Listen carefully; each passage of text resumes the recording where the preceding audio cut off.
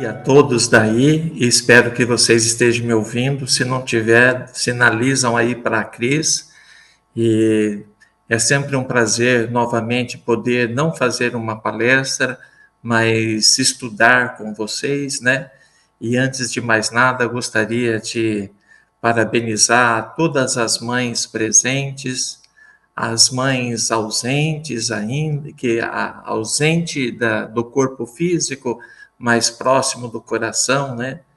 E enquanto a Cris fazia essa prece lindíssima, eu lembrei de um livro do Mário Tamassia, intitulado A Mãe que Desistiu do Céu. Conta a história de uma mãe que teve um filho bastante problemático e ele acaba desencarnando através de um acidente de moto, mas depois dá muita cabeçada na vida, né? E a mãe então retorna ao plano espiritual e a primeira coisa que ela faz, como todas as mães, né, procura pelo seu filho, quer saber do seu filho. E ela então ela é já um espírito esclarecido e ela é informada aos benfeitores espirituais que ele que estava na ocasião, né, estagiando em zonas umbralinas, né, mas que ela deixasse a vida seguir o curso e que ela mereceria o paraíso ou planos espirituais melhores, né? No que ela diz, fala assim, não, o meu paraíso é onde está o meu filho. Então, e ela vai, então, à procura do filho em zonas umbralinas, né? O livro, com muita inspiração, chama A Mãe que Desistiu do Céu, né? Este é o coração de mãe. É o coração da mãe, o céu da mãe é onde está o seu filho. Como muito bem falou a Cris nessa prece lindíssima, né? É bem assim mesmo. Meus amigos, eu separei para o dia de hoje um estudo que particularmente eu gosto muito, que fala sobre as mulheres na vida de Jesus. Não é nada especificamente sobre mãe, apesar de que vamos falar de Maria, né, mãe de Jesus, mas nem todas as nossas personagens, pelo que eu saiba, tenham sido mães, mas são exemplos de mulheres maravilhosas que nos inspiram para a nossa conduta de vida, né? Então, esta é a proposta que eu trago para o nosso estudo de hoje, falar um pouquinho das mulheres na vida de Jesus.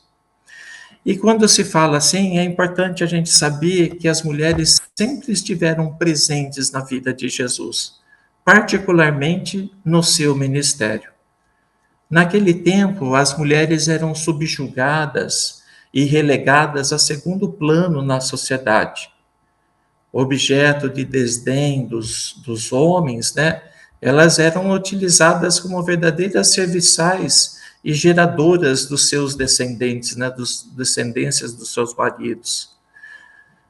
Tanto no Pentateuco mosaico, nos 5 livros de Moisés, né, como nos escritos dos antigos profetas, nunca as mulheres tiveram direito de participarem do culto. Na sinagoga, elas tinham um lugar específico para elas, mas absolutamente elas não podiam abrir a boca para tecer um comentário, como acontece hoje brilhantemente em todas as religiões, né? Sem receber a mínima consideração pela sua natureza feminina, quando elas eram surpreendidas em um erro, elas eram sempre acusadas e punidas, né? Mas nunca, absolutamente, acontecia o mesmo para aqueles que induziram ao erro, né? Muito menos para aqueles que as utilizavam como serviçais, né?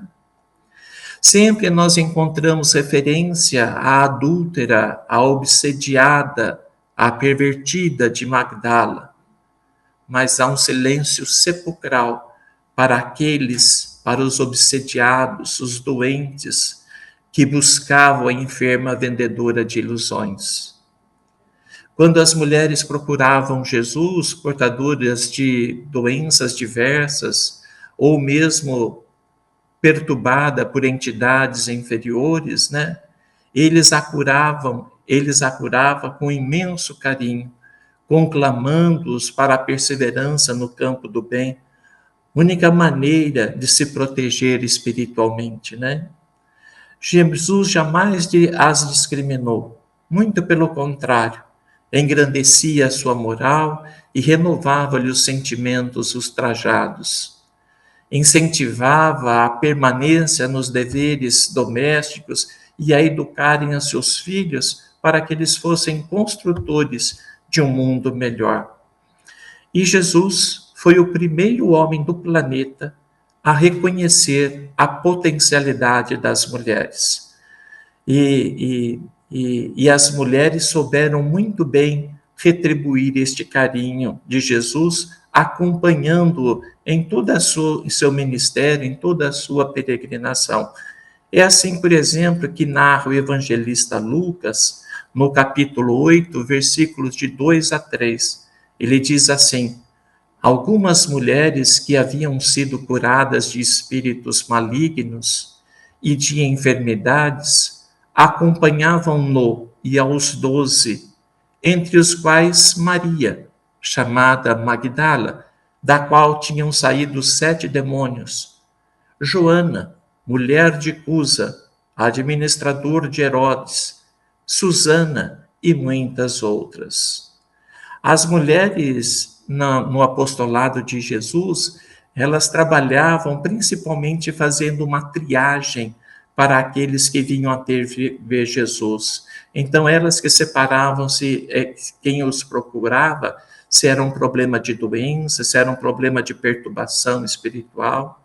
Eram elas, prioritariamente, que davam roupa, alimento, água para esses necessitados todos. Elas faziam aquelas primeiras triagens, né? Mas foram elas também que, não temendo nenhum tipo de retaliação, acompanharam Jesus quando ele levava a sua cruz até o Gólgota, né?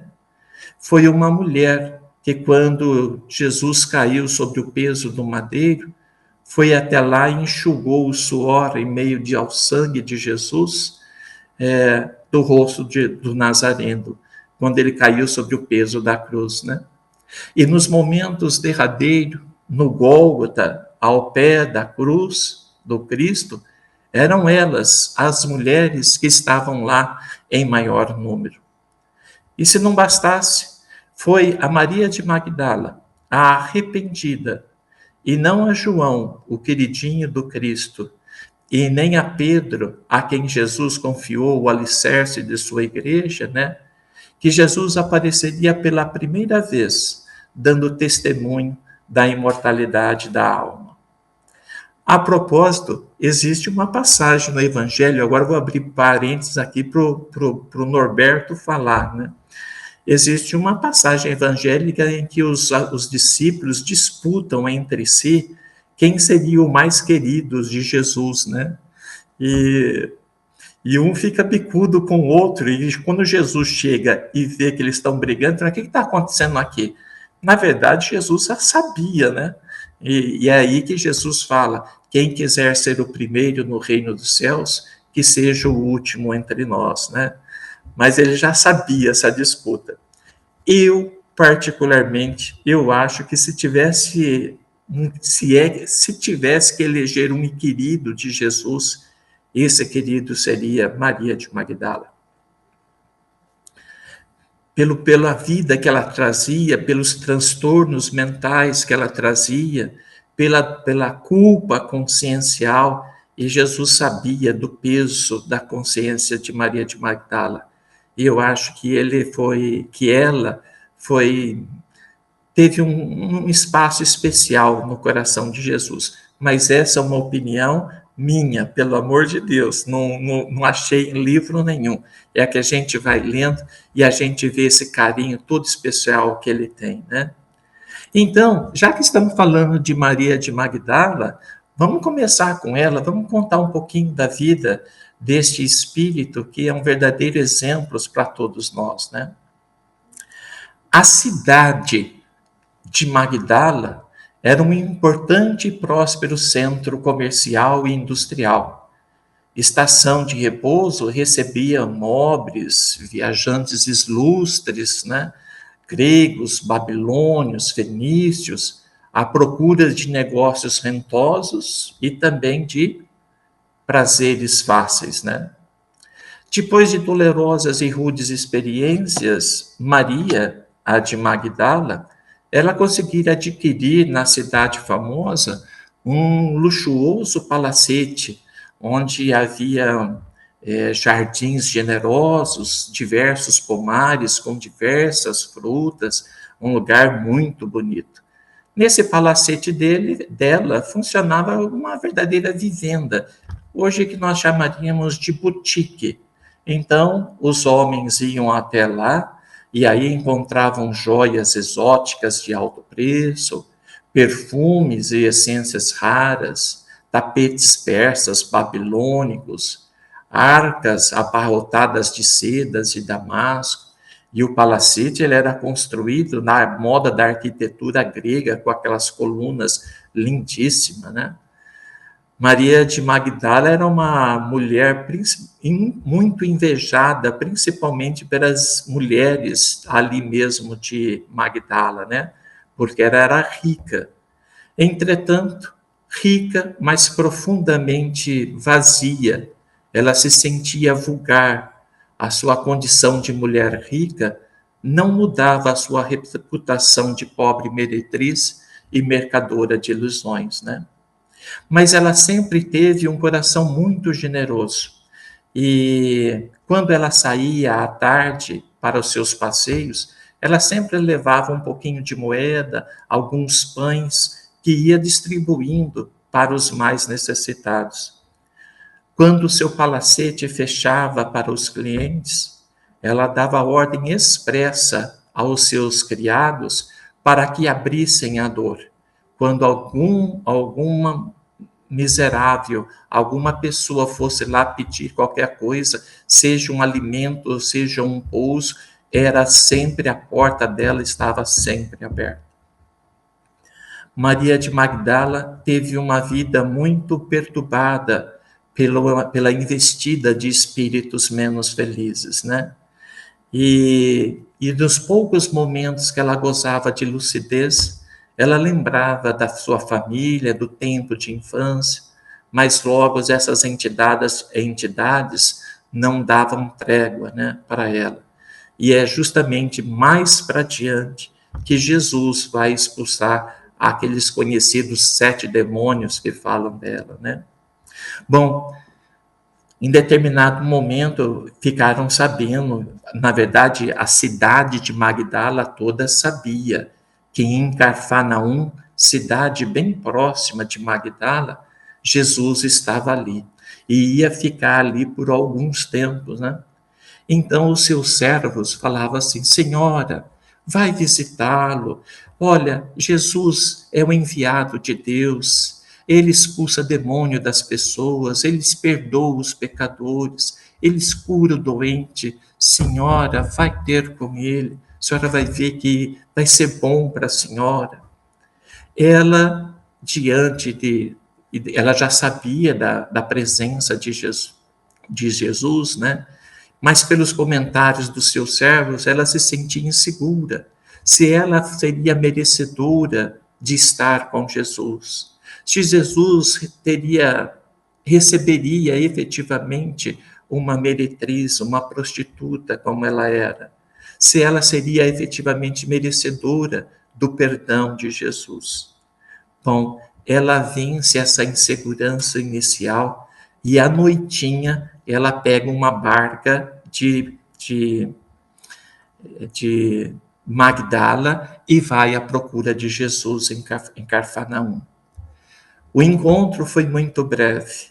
Não houve necessidade de apresentação, pois ele já sabia quem ela era. Jesus a olhou e sorriu como se a conhecesse e a estivesse esperando. O olhar do Cristo deixou-a sem reação, um olhar amoroso, de acolhimento, sem julgamento. ela nunca mais iria esquecer aquele olhar do Cristo, né?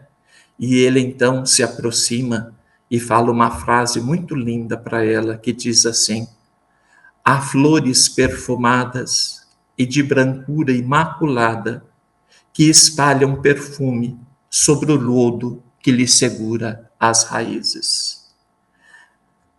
Este foi o encontro dele, de Jesus, com Maria de Magdala. Na mesma noite ela pega a barca e volta para Magdala. E na manhã seguinte, a cidade de Magdala estava polvorosa, porque ficara sabendo que a prostituta havia mudado de vida, havia se desfeito de todos os seus bens, ficando com o mínimo necessário para poder acompanhar Jesus. Um outro episódio bastante singular acontece com Maria de Magdala e Jesus ali mesmo na cidade de Magdala. Havia ali na cidade um homem de hábitos bastante estranhos, chamado Simão. Simão, ele era fariseu, e como fariseu, ele gostava de ostentar os seus bens e a ser muito fiel às sagradas escrituras, né? Mas Simão, tudo que fazia, fazia por interesse pessoal. E ele, como toda a cidade de Magdala, ficara sabendo que Jesus, para muitos, era o enviado de Deus, né? E que ele estava aí na cidade de Cafarnaum. E ele então resolve convidar Jesus para um jantar. Mais ou menos é o seguinte: vai que ele é mesmo o Filho de Deus, não é nada mal fazer amizade com alguém assim da estirpe de Deus, né? Que vem ali do ser um próprio enviado de Deus. E ele convida Jesus e os discípulos para um jantar na sua casa. E Jesus aceita o jantar. Bom, o jantar, na verdade, parecia mais um velório. As conversas eram em monossílabas, né? Por um detalhe muito simples: a moral do Cristo e dos discípulos divergiam totalmente da moral de Simão e dos seus colegas. Os assuntos não batiam. Mas depois do jantar, eles foram para um átrio, para uma sala ali de descanso, e estavam ali com bastante silêncio, sem muitas conversas, né? Mas, de repente, houve um tropério lá, todo um bate-bate, e uma mulher vence a resistência, então, dos serviçais. E ela aparece à porta, descabelada, vencendo ali a resistência dos empregados, né? E ela procura alguém. E quando ela encontra Jesus, ela se joga aos pés de Jesus. Quem que ela é? Maria de Magdala. E aí ela começa a chorar aos pés de Jesus, e com a sua cabeleira vasta, ela começa então a enxugar as lágrimas que caem dela dos pés de Jesus. Ela também pega uma essência e começa a derrubar e massagear o pé de Jesus. Simão olhou aquela cena e ele ficou estupefato. Na verdade, ele quis expulsar aquela mulher, mas ele não teve coragem, porque ele a conhecia. Na verdade, Simão costumava frequentar o palacete delas em noites de prazeres, né? E ele falou: mas se eu mandar essa mulher embora, ela vai chegar e vai falar aqui em alto bom tom: mas você não sai de casa, agora você está me mandando embora da sua casa, né? Ele ficou bem quieto. Mas Simão pensou em pensamento, falou assim: esse Jesus não é profeta coisa alguma, porque se fosse, saberia a índole da mulher que tem aos seus pés, né? Ah, mas foi o que Jesus queria. Jesus, captando mentalmente o pensamento de Simão, propôs a ele uma questão. Então ele falou assim: Simão, havia um credor que tinha 2 devedores. Um devia-lhe 50 dinares e o outro 500. Não tendo os devedores como pagar a sua dívida, os dois foram perdoados pelo credor. Diz-me, pois, qual deles o amará mais? E Simão, charada fácil, né? Falou assim: mestre, tenho para mim que aquele que mais devia foi mais grato ao credor e assim o reconhece, o ama mais. Muito bom, Simão, disse Jesus, né? E olhando para Maria, falou para Simão outra vez: Vês essa mulher, Simão? Quando entrei na sua casa, não me destes águas para os pés, como era costume na ocasião, né? As pessoas, quando iam entrar, recebiam uma vasilha e tinham os seus pés limpos pelo anfitrião, né? Mas esta mulher, desde quando chegou, lava os meus pés com as suas lágrimas. Não me deste ósculos, Simão. Ósculos é aquele beijo que dá mesmo entre os homens, numa face e de outra, né? Chamado beijo da paz. Mas esta mulher aqui, desde quando entrou, não cessa de beijar meus pés. Não me ungiste a cabeça com óleo, mas esta ungiu-me os pés com unguento. Por isto, Simão, é que eu te digo que os seus muitos pecados lhe são perdoados, porque muito me amou. Mas aquele a quem pouco é perdoado, pouco ama. E Jesus, então, se levantando e oferecendo as mãos à pecadora, falou com doçura: Os teus pecados são perdoados. Vai-te em paz. Bom, Maria de Magdala, a partir de então, como já tinha vendido tudo, desfeito de toda a sua riqueza, começa a acompanhar Jesus para onde ele ia. E quando Jesus foi crucificado e cada um dos seus discípulos seguiu um caminho, a Maria de Magdala, ela se sentiu profundamente sozinha e abandonada, né? E um dia, estando em Magdala, caminhando sozinho na praia, ela, e lembrando dos momentos que estavam com o mestre, né? Ela viu que se aproximava um grupo de leprosos que vinham de longe à procura de Jesus. Eles não sabiam que Jesus havia sido crucificado, né? E como chegaram tarde, ela explicou para eles o que tinha acontecido e ela perguntou: para onde vocês vão? E eles disseram: nós estamos indo para o Vale dos Imundos. E ela abraçou um a um e falou: pois é lá que eu vou também com vocês. E termina então a sua vida ali na Vale dos Imundos, junto aos leprosos, né? Maria de Magdala acaba desencarnando em Éfeso, né? E conta-se que Jesus veio pessoalmente recebê-la no seu desencarne, né? No seu desencarne. Sua história sobrevive ao tempo, tornando para nós um exemplo, né, de conduta.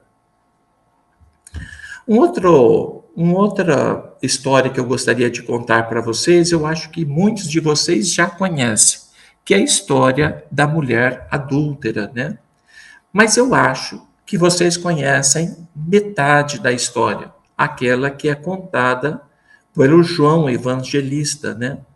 E eu vou aproveitar, para quem não conhece ainda, contar a segunda metade dessa história. Aqueles eram dias festivos. O povo judeu comemorava a sua libertação do jugo egípcio, o êxito do Egito e a procura da terra prometida, Canaã, né? Além do mais, além da festividade, o ano tinha sido de muita fartura e abundância na colheita. Nesses dias, a cidade de Jerusalém recebia uma população inúmeras vezes maior do que o normal. E Jesus resolveu ir até lá e conhecer um pouco mais sobre a festa dos judeus, né? Saber como que se passava lá. Ele, na verdade, queria se aproximar. Mas Jesus já era uma pessoa conhecida em Jerusalém. E por onde ele passava, sempre formava um grupo de pessoas para ouvi-lo e coisa e tal. Foi quando os escribas e os fariseus trouxeram uma mulher que fora surpreendida em adultério e apresentaram a ele dizendo: Mestre, está vendo esta mulher aqui? Ela foi apanhada em adultério. Moisés manda que elas sejam lapidadas por apedrejamento até a morte. E tu, Jesus, que dizes? Jesus olha para a mulher de relance e depois ele viu o quanto que ela estava ultrajada e se agachou sensibilizado. Com um dedo, ele começa a escrever na terra. A resposta não foi imediata. Jesus estava numa situação bastante embaraçosa. Se ele fala, não, eu trago a mensagem do amor e do perdão, abandone as escrituras antigas, ele vai contra os ensinamentos dos profetas e ele pode então ser levado às autoridades para ser morto. Se ele manda cumprir a lei mosaica, a mulher é apedrejada. A situação não é nada fácil. E ele continua então agachado, escrevendo no chão. Conta-se que ele escreve outros deslizes que não só o adultério. Então ele põe não matar, praguejar, violência, agressão. Então ele começa a escrever essas coisas todas. E é quando o esposo da mulher, já com pedras em mão, pergunta novamente a ele: e aí, Jesus, vai responder ou não? O que nós devemos fazer com esta mulher? E Jesus para de escrever e olha para ele e, sondando os seus deslizes morais, lhe diz em pensamento: logo você, que é o maior adúltero de todos, deseja justiça? O marido da mulher quase cai das pernas, porque ninguém havia ouvido essa resposta de Jesus, mas para ele tudo era muito claro, como se Jesus estivesse falando e que todos tivessem ouvido. Mas a resposta de Jesus não se faz tardar, e ele então responde, faz aquela célebre resposta, né? Aquele que de entre vós estiver sem pecado, atire-lhe a primeira pedra. E as pessoas, então, já com pedras em mãos, vão deixando cair uma a uma, a começar pelos mais velhos. É assim que está no texto de João. Ficando somente Jesus com a mulher. E com doçura, e compreendendo o seu drama íntimo, Jesus pergunta à mulher adúltera: mulher, onde estão todos? Ninguém te condenou? Pois tampouco eu te condeno. Vai e não tornes a pecar. Na passagem evangélica, como eu disse, da mulher adúltera, a narrativa de João termina aqui.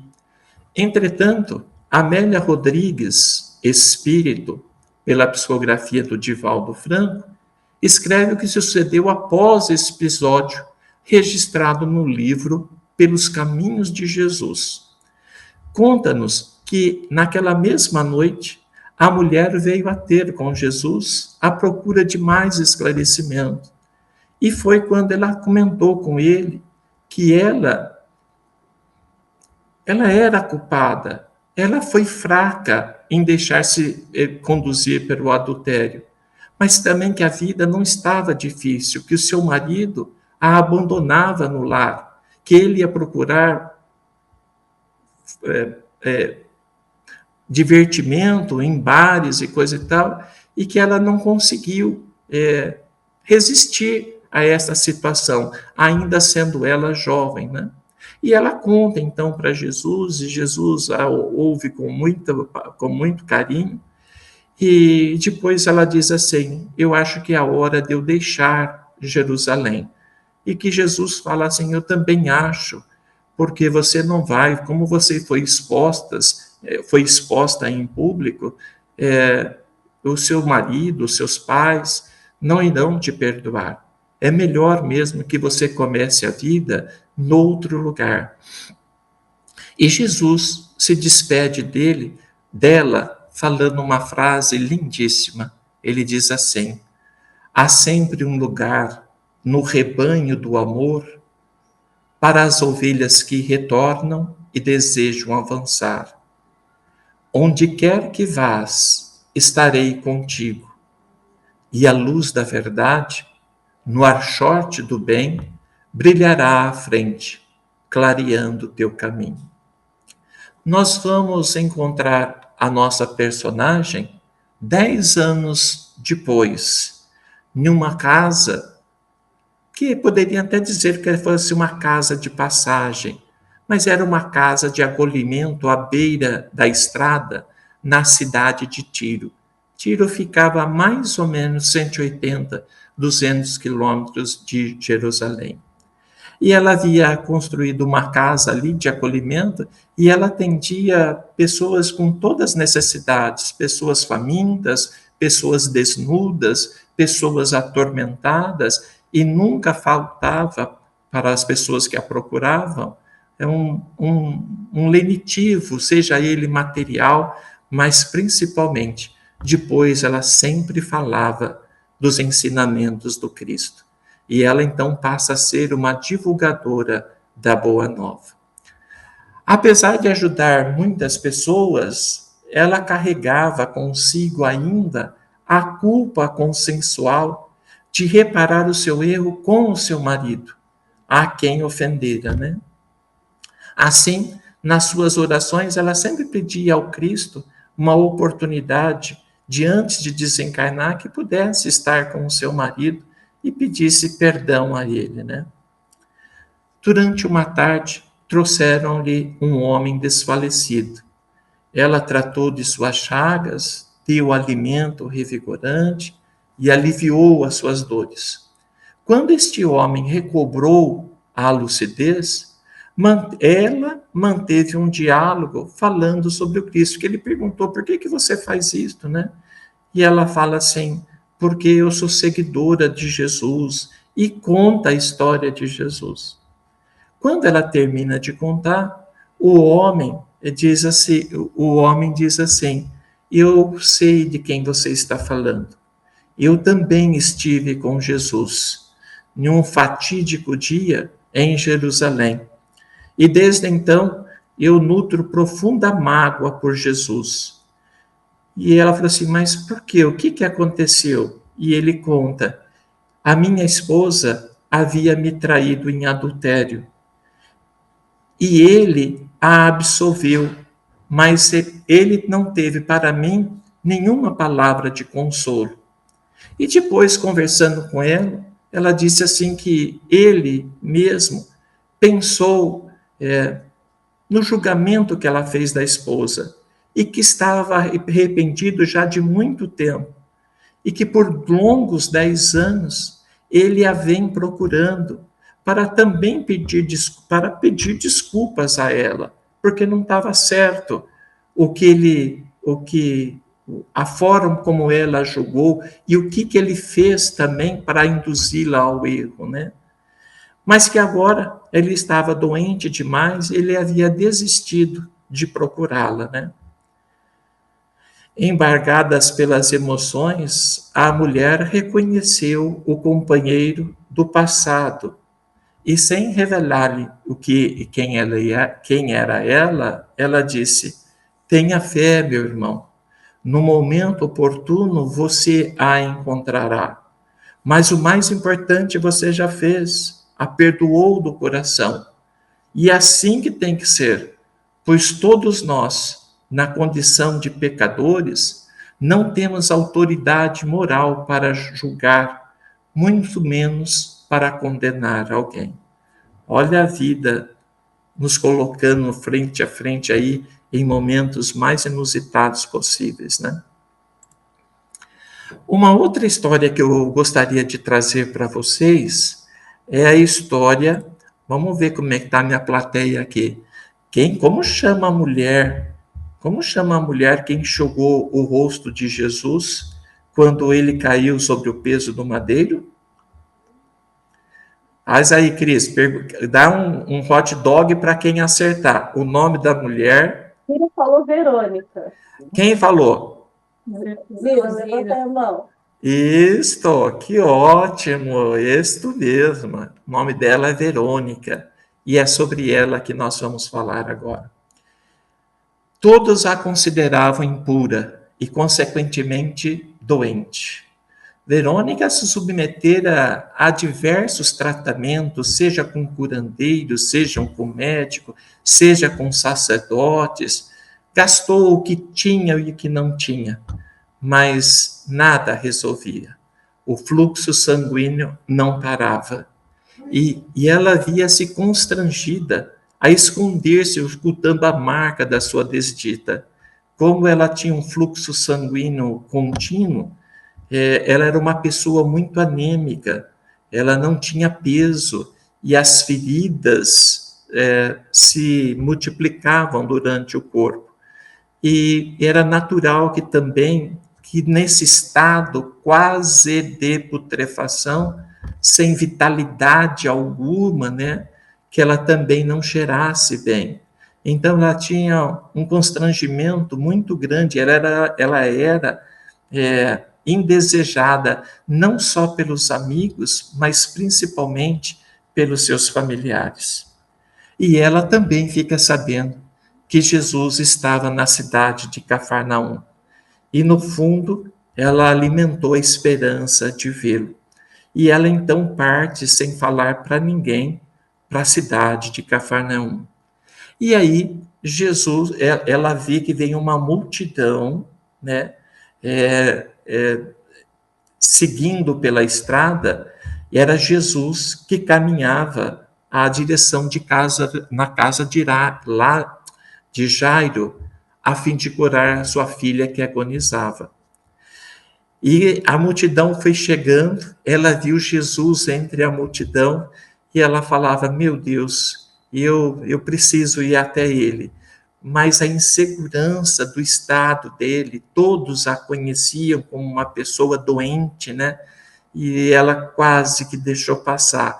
Quando ele passa por ela, ela vence o medo e fala: eu preciso ir lá. E ela vence a multidão e ela vai lá e toca nas vestes de Jesus, né?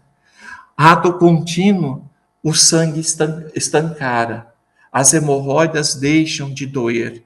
Ela experimenta uma sensação jamais vivenciada. Ainda se recuperando deste momento, ouviu Jesus perguntar: quem tocou as minhas vestes? E os discípulos falam assim: ô mestre, pô, tá um empurra do cão aqui. Agora você vai saber, você vai saber quem que tocou as suas vestes. Você ficou doido, né? E Jesus insiste: quem tocou as minhas vestes? E ela então já dá calçada, ainda sob influxo daquela descarga magnética que recebeu de Jesus.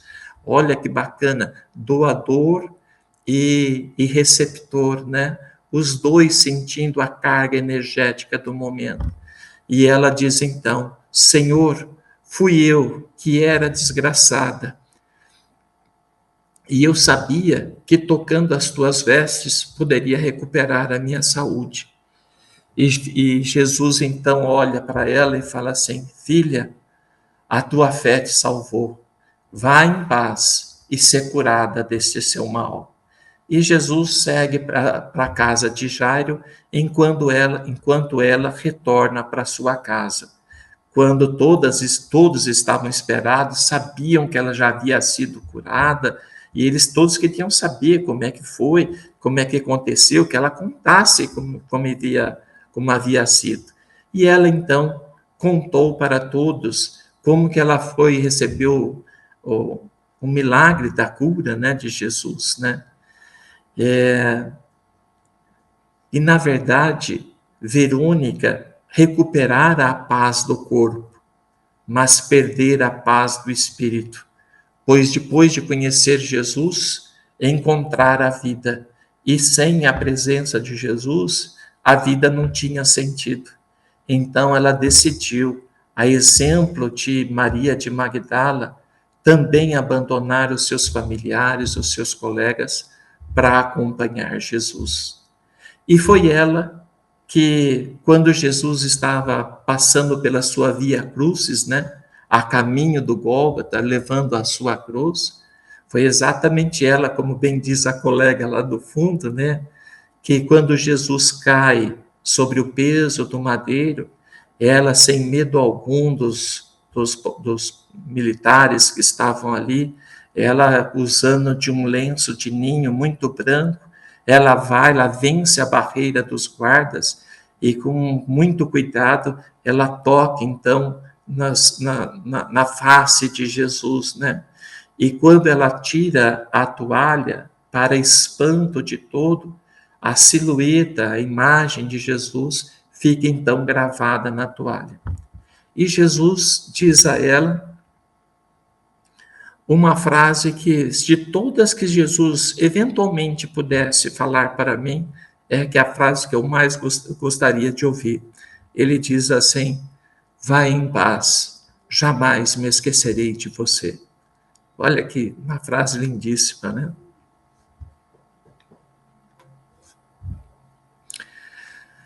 O último episódio que eu vou contar trata-se das mulheres no Gólgota. Gólgota é o lugar onde ergueram as cruzes do Cristo, né? E aí nós vamos encontrar uma história lindíssima de Maria, mãe de Jesus, né? Crucificado, 2 ladrões faziam-lhe companhia, como que ia caracterizá-lo na mesma condição de bandido. Tiago, o apóstolo, estava encapuzado, se escondendo dos guardas para que não fosse reconhecido. E ele também sofrendo, mas ele procurava ali ao redor alguém que tenha sido curado por Jesus, alguém que o aplaudiu quando ele entrou em Jerusalém, mas ninguém, nem os seus discípulos estavam ali, à exceção de João, que abraçava Maria, mãe de Jesus, Maria de Cleofas, irmã de Maria, e Maria de Madalena, Maria de Magdala, né? Observe que também as mulheres no Gólgota, no momento derradeiro, se apresentavam em maior número. Dimas, o ladrão crucificado à direita de Jesus, com dificuldade procura identificar o que estavam ao pé da cruz. E o seu olhar cruza com o de sua mãe, Tamar. E ele Dimas então lembra da infância e da adolescência na orfandade paterna, e como os sacrifícios daquela mulher extraordinária para criá-lo, bem como a seus irmãos, né? Foi na juventude que Dimas havia iniciado na criminalidade, influenciado lá por outros desordeiros, né? E o instinto de mãe sabia que tinha algo errado. E ela sempre falava para Dimas: Dimas, você tem feito algo errado? Dimas, não faça isso. Deus há de prover as nossas necessidades e coisa e tal. Bom, quando a suspeita se tornou verdade, Dimas prometeu à mãe e à noiva Esther que aquele seria o seu último trabalho no mundo do crime, que ele não podia sair da criminalidade de uma hora para outra, mas que ele, depois desse trabalho, ele seria uma pessoa honrada, ele constituiria família e teria uma profissão digna. Entretanto, os planos não aconteceram como programado. Dimas e Giestas, o seu comparsa, foram surpreendidos em um desfiladeiro onde eles iam assaltar uma caravana, né? Foi preso e ali estava espiando os seus últimos momentos com o Cristo. A mãe, Tamar, chorava interrogando lá para ela própria, né? Por que, meu filho? Em que eu errei na tua educação? E Dimas, crucificado, captando o desespero, o sofrimento da mãe, tentou gritar de desespero, de remorso, mas faltava-lhe forças. Tomado por honesto arrependimento e pela sua conduta de vida, ele olha para Jesus e pede para o divino amigo: Senhor, lembra-te de mim quando entrares no paraíso. E Jesus, reconhecendo o seu verdadeiro arrependimento e seu desejo de mudança, diz de forma carinhosa e amorosa: em verdade te digo que ainda hoje estará comigo no paraíso. Uma aragem fresca e suave passou pela alma do bandido. Maria, percebendo a cena em curso, ela vai até Tamar, mãe de Dimas, que estava amparada por Esther, a sua noiva. E com voz trêmula pergunta: é o teu filho crucificado à direita? Sim, é meu filho. Então, mulher, se o meu filho, o do meio, disse ao teu que o receberia no paraíso, tenha coragem, porque o meu filho é enviado de Deus, é o nosso Messias, e ele estará com o meu filho ainda hoje. As duas mulheres, as duas mães, se abraçam e novamente a terra treme, o céu escurece e a tormenta volta. E Jesus, então, numa frase final, ele diz: está tudo consumado, né? Após a separação dos discípulos, cada um foi pregar numa determinada região. Maria, ela vai para a região da Bataneia, onde ela tinha parentes lá. E ali ela passa diversos anos relembrando a vida do Cristo, a vida do seu filho, os momentos, e fazendo pergunta: por que ele mereceu a cruz? Por que uma pessoa tão boa merece a cruz, né? Bom, num determinado dia, aparece João Batista, que foi confiado a ele cuidar de Maria, e quando Jesus, ainda na cruz, percebe os dois e fala: mulher, eis aí o teu filho. Filho, eis aí a tua mãe, mostrando exatamente assim a família além da consanguinidade, né?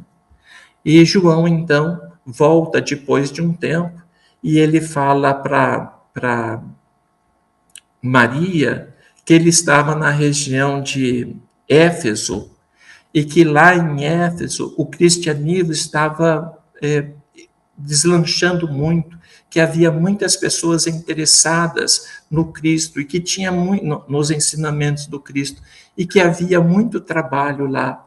E se ela não gostaria de acompanhá-lo até Éfeso e morasse lá com eles, que era uma região muito agradável do ponto de vista de temperatura, para se morar, né? E que ele não havia vindo buscá-la antes, porque ele não tinha acomodações mínimas para lá, para ela, mas que agora um rico senhor, adepto do cristianismo, deram uma gleba de terra e uma casa com condições para que ela fosse morar. E Maria, então, deixa a cidade de Bataneia e vai morar com João em Éfeso. E conta que era uma região muito bonita, era uma montanha com muito verde, e de cima da montanha você conseguia ver o mar, era muito bonito. E ali, e a casa deles ficava mais ou menos a 3 quilômetros da cidade de Éfeso mesmo, era uma área mais retirada. E ali eles começaram então a fazer o estudo do cristianismo e fazeram um pequeno socorro de entidades que precisavam. Então, leprosos iam muito para lá, pessoas com problemas diversos, com problemas com fome, precisando de roupa, né? E ela vai lá então e faz uma pequena casa de amparo. E no fundo, ela acaba ficando praticamente sozinho, porque João também parte dali para fazer novas pregações. Então Maria fica ali e João começa a fazer a pregação ali nas redondezas, né?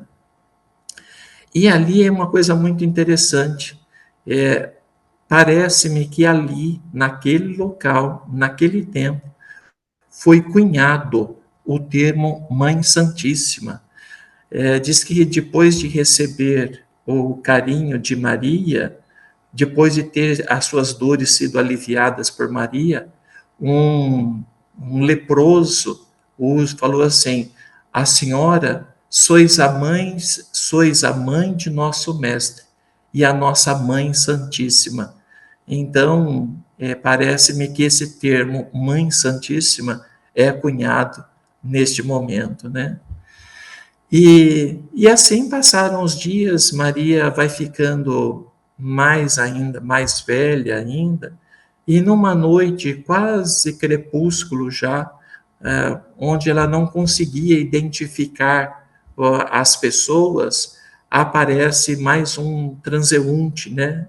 E esse transeunte fala assim: minha mãe. E ela fala: pois não, porque todos a tratavam de mãe. E o transeunte vai lá e fala então sobre as benesses do céu. E quando esse transeunte falava e ela não conseguia identificar quem que era por causa da penumbra e porque ela estava já com a visão bastante comprometida, ela lembrava do filho dela, porque a voz era muito similar à do filho, né? E ela falou, aí chegou uma hora que ela o convida para entrar, né? E ela fala: mas quem é você?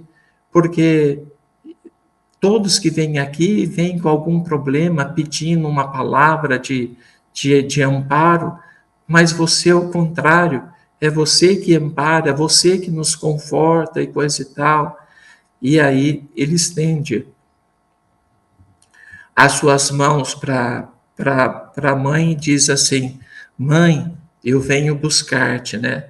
E ela então recebe, coloca as suas mãos às mãos dele e percebe as chagas que ela tinha da crucificação. Ato contínuo, ela vai para os pés de Jesus para ver se ela encontrava também as mesmas chagas no pé, né? E depois ela busca a região do coração, onde ele havia sido apunhalado no momento derradeiro, né? E ela fala: meu filho, e ela tenta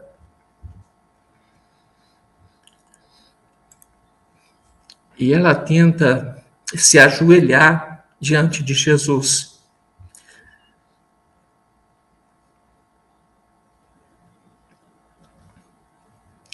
Quando Jesus impede que ela ajoelhe, e é ele, Jesus, que se ajoelha perante ela e diz assim: minha mãe, é vontade do meu Pai que no meu reino tu sejas a rainha. E ela aí fala assim: prepare, porque em breve estarás comigo no paraíso. E aí passaram-se 2 dias, o desencarne foi se processando, João foi chamado e existe o desencarne de Maria, né?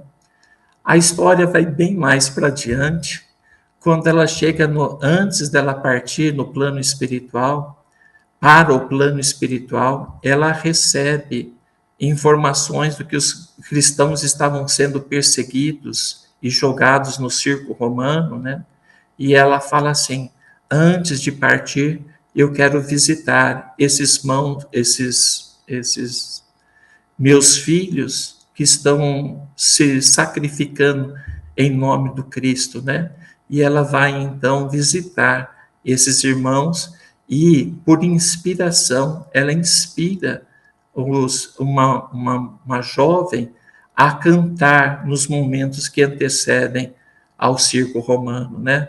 Então, todos ali prestes a serem jogados aos leões, ela inspira e eles entonam hino a Jesus, hino a Deus, né?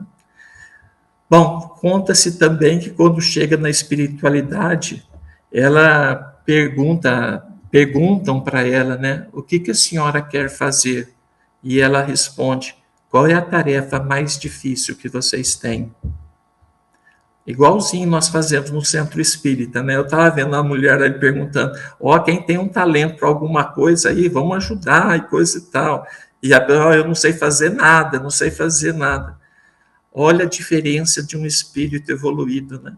Ela pergunta: o que você tem de mais difícil? E eles disseram assim: o nosso maior desafio são as pessoas que abreviam a vida física através do suicídio. Pois ela falou: pois é aí que eu quero trabalhar. E ato contínuo, ela já vai à procura de Judas, que estava sofrendo no plano espiritual. E aí a história continua.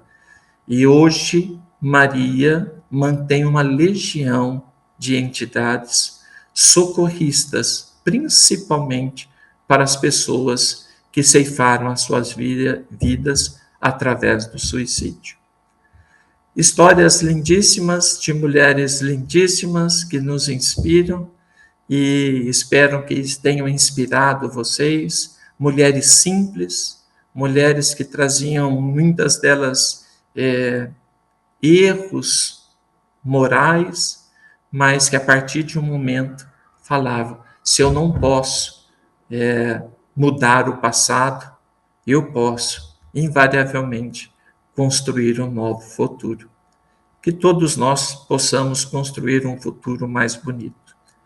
Muito obrigado pela paciência de vocês,